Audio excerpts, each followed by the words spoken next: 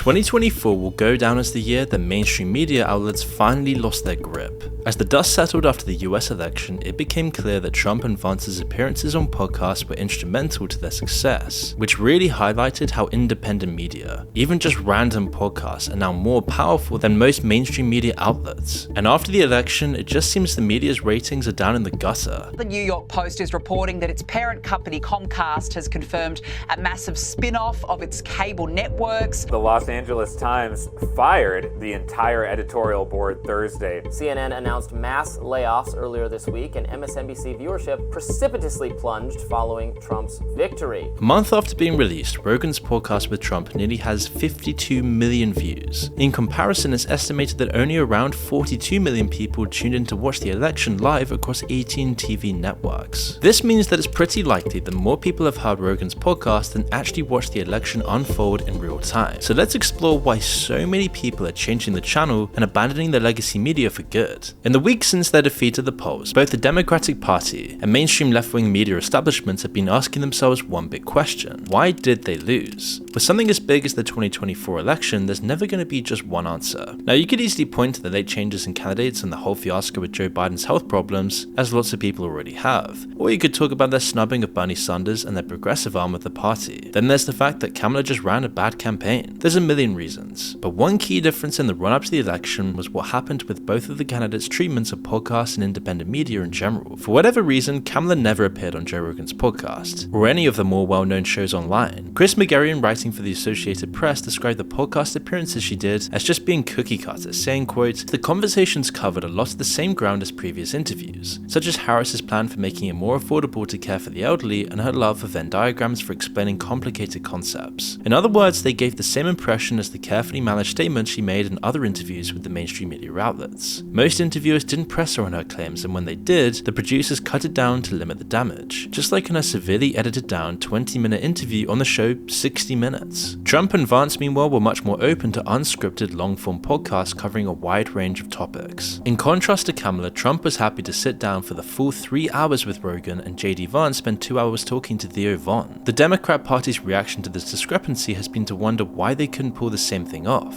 In their view, as it has been since the pandemic, Rogan is a Republican plant set on convincing his massive audience to vote for the right wing. And to be fair, there's probably some hint of truth to this, as he did actually endorse Trump in the end. But that was only on the eve of the election after it became clear he wasn't going to get a Kamala interview. In fact, Rogan had actually endorsed Bernie Sanders in previous elections and primaries. But who are you going to vote for in the primary? I think I'll probably vote for Bernie. Interesting. Yeah. Because I think Bernie and Tulsi together would be a devastating combination. I really do. The Democratic Party used to have his endorsement and his vote, but they lost it when they silenced that section of the party. Of course, through the ideological lens, Rogan is just part of a greater manosphere conspiracy to indoctrinate young men and turn them into fascists. For anyone who's seen the podcast, it's kind of a ridiculous take, but it's truly a line they're actually pushing. Just listen to this clip of an MSNBC analysis pushing this exact narrative. But what they have done in their online media ecosystem is build a radicalization engine, literally the way militant groups do around the world, that takes people from relatively low-level annoyances with the world. Why are eggs so expensive? Why is my kid learning this new thing in American history in school that I didn't learn?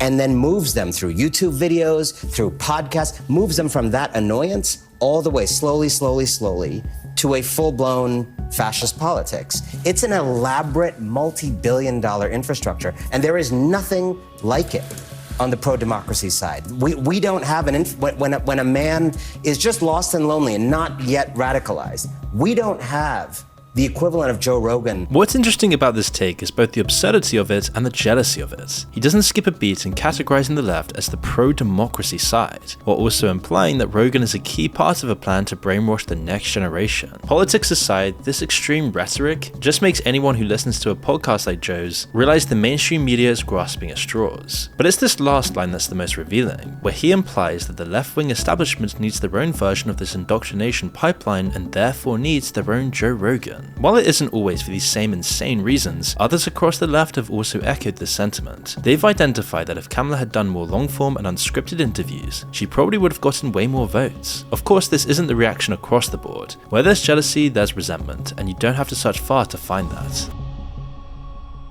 This video is brought to you by manscaped.com, the global leader in men's grooming, setting a new standard in men's care. With the holidays approaching, now is the perfect time to treat yourself or a loved one to the ultimate grooming tool, the Chairman Pro. This electric foil shaver delivers a perfect shave every time, making it the ideal gift to elevate your grooming game this season. Now let's talk about the features. The Chairman Pro comes with 2 interchangeable skin-safe blade heads, the 4-blade foil for a close shave, and the stubble trimmer for a rugged look, both designed to reduce razor burn and irritation. And thanks to its Flex Adjust technology, the pivoting head and blades adapt to the contours of your face and neck for a smooth, precise shave every time. Need extra precision? Well, the Precision Lock lets you secure the blade head in 3 positions for maximum control. It's also waterproof, so you can use this in the shower for an easier, cleaner grooming experience. Plus, it's powerful enough to tackle up to 5-day growth, whether you need a daily shave or a quick tidy up. And with up to 75 minutes of runtime on a single charge and a digital screen displaying battery life, you'll always know when to recharge. It also includes a USB-C cable and wireless compatibility. And with its features like the travel lock and the LED spotlights, it makes this the perfect tool for holiday trips or on-the-go grooming. So if you're searching for the ultimate gift this holiday season or want to upgrade your grooming routine, the Chairman Pro is your answer. It has everything you need to keep your face looking and feeling its best. So use my promo code MOON for 20% off of your order, plus free shipping. And what better way to treat yourself or someone special this season? That's 20% off plus free international shipping with promo code MOON at manscaped.com. So join over 11 million worldwide who trust Manscaped and give the gift of grooming this season.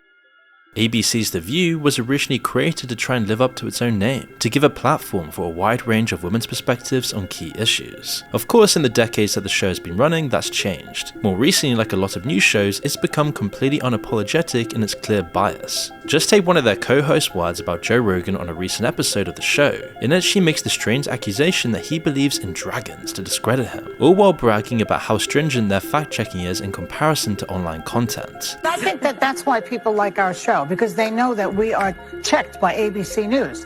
But we're checked by everybody. Yeah, I mean, if we're wrong, we have, the legal note here. The human legal note. But we went from Walter Cronkite, basically, to this guy, Joe Rogan, who believes in dragons. I checked it. He believes in dragons? He believes in dragons. Did you triple force that? Yes, I did. Within this accusation, you can identify both the reason they think legacy media is superior and the evidence that it isn't. While maybe a decade ago nearly everyone trusted mainstream news, those days are now long gone. It's precisely because of how biased they've become, to the point where they've abandoned the principles which made them reliable in the first place. Here we've got a clear example of taking one thing Joe Rogan said out of context and turning it into a personal attack to fit their own arguments. In this case, the accusation was based on earlier podcasts where Joe had discussed the fact that nearly every culture independently came up with the idea of dragons. Very unusual for the concept of something to exist for a long time with no basis in reality. That's why I'm interested in dragons. Like, why is every civilization, why do they all have dragons? They mention dragons in the Bible a bunch of times. They don't mention dinosaurs. Well, I think because people weren't alive when dinosaurs were alive, but I bet they were alive when dragons were alive.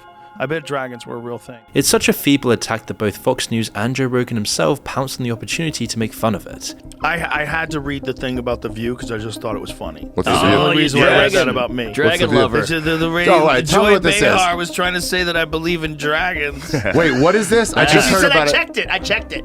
And the lady goes, did you double check this? She goes, I checked it. He believes in dragons. Should be like Sasquatch. They lived alongside people. But it also highlights just how out of touch the mainstream establishment media has become about why they've lost so many viewers. Only Fox has seen a bump in viewership, although they're the exception here. It's likely based on the functional monopoly of mainstream right-wing coverage in the wake of Trump's victory, although they've also been far more willing to work with and pay attention to independent media as well. It's why the company that owns Fox is now putting people like Piers Morgan on YouTube, as they realize that everyone's turning to social media outlets instead of mainstream old networks. And we can see why. For most other networks, it's been a terrible first month. MSNBC in particular are in a tailspin, losing an astonishing 53% of their viewership compared to October. The other networks aren't far off. CNN saw a 22% drop in ratings overall, and a 43% drop during prime time compared to their election coverage. It clearly isn't the time for them to put their heads in the sand. So let's analyze just what went wrong and why so much of their audience are tuning out and turning to independent media instead. One benefit with the podcast space and independent journalism in general is the amount of time you have. It's a bonus that pretty much everyone can agree on because it makes a clear difference. Firstly, complicated issues can take a long time to unravel. There just isn't space to properly explore a topic in a 2-minute monologue or a 30-second speech. With that little time, it's guaranteed that you're going to have to cut out some important context. But with a longer conversation, you've got plenty of time to give things the consideration they deserve. And it brings us on to another benefit: how much more natural the final product feels. In most TV shows, there's a tight schedule where every second is accounted for. Over the past few decades, we've seen political debates and discussions on network TV melted down into 30-second sound bites to fit this mold. The time pressure is so great that the best pundits are the ones who can offer the most extreme, simple version of their thoughts on an issue. Surface level engagement is king, any real depth is just out of the question. And the end result is like reading the titles of 30 different books, compared to actually just reading one good book. These discussions end up promoting bias because there just isn't room to include more than one viewpoint in your average mainstream political show. When you can find the rare show that does try to do it, the debates are rarely meaningful because there isn't time to really explore two opposing views. That isn't to say that independent media can't be biased either. We're never going to escape that. But in a longer format, there isn't much room to hide, and it gives audiences the time to stop and think about what they're hearing. The lack of invasive editing helps as well. Like all of these benefits, it makes the conversation and the ideas clearer. With mainstream media, you get an incredibly restrictive view of an issue with some parts chopped out because they weren't exciting enough. People have had their words completely warped by editing and audiences get misled all the time. The root of all these benefits is that independent journalists and people who create independent media aren't indebted to outside influences in the same way as the legacy media is. Within the establishment, there's tons of pressures on journalists and pundits that influence what they say. There's the agency they work for with its own idea of what they should be saying. There's often a billionaire owner or a set of shareholders pushing the agency in a certain direction. There's even the culture of the workplace and the content that they're already making, which has its own sway. And it's created a world where you get ahead by following the party line, saying what you're meant to say and never rocking the boat. Meanwhile, for independents, it's more like natural selection. People gain and lose popularity and influence based almost purely on whether other people want to give them their time. Both independents and the legacy media are always searching for ratings or views, and this influences both kinds of content. But with legacy media, there are far more infringing influences, and it really restricts the content they make and the things they say. One of the only things the legacy media has been clinging to is their prestige and their reputations. The argument is that because of the establishment surrounding it, legacy media is more trustworthy. They say they have years of reporting the truth under their belt and strong principles of journalistic integrity. Independent media, on the other hand, is therefore much less responsible and rife with misinformation because they don't have that same oversight or reputation to uphold. Now, as for Rogan's recent comments, on one level it's just comical, hearing this rich and famous guy express worries that even though he's paid to talk for a living, he's going to be silenced in the future. While this idealized picture might be true for a few organizations, it clearly isn't the case across the board, and it's especially not true for the majority of mainstream networks. They get things wrong all the time. They push misinformation when it suits them, and they warp their narrative to fit their own agenda. Just take the previous example of how they responded to Joe Rogan, using their own made-up misinformation to create an attack against Joe for allegedly spreading misinformation himself. The hypocrisy is insane, and there's plenty of examples. It is true that some characteristics of independent media make them more vulnerable to making mistakes. If you have a 3-hour conversation with someone about anything, it's pretty likely that you are going to make a mistake at some point. Plus, the format itself and the proliferation of independent media means that it's more likely for people to get the truth of the matter. Just think about how historians create a picture of the past. To get the most complete picture of what's going on, they look at a wide range of sources and perspectives from the time. The more they have, the clearer the picture becomes. It doesn't even really make a difference if lots of the sources are biased, as it's the range of perspectives that matters. This is how you gain a clear picture of the world. Today, we're all like historians creating a picture of the present from a massive variety of different sources. Independent journalism and the internet as a whole has given people free access to so many perspectives on the world. It's opened up more options. In fact, the pressure is now on the consumer to take their information from a wide range of sources, rather than sealing themselves into their own echo chamber. What mainstream media is really mourning is their loss of the monopoly on information. Until fairly recently, they had complete control over the information that people could access about the world outside of their own perspective. People are enjoying this freedom and abandoning legacy media in droves. While it can be messy and chaotic, this greater freedom of information is one of the real benefits of our modern world. Independent media has widened people's perspectives, and it terrifies the establishment. The future of media in general is clearly a much more decentralized network of different perspectives. While it might leave some people and institutions behind, it's already creating a better informed world that can only be a good thing.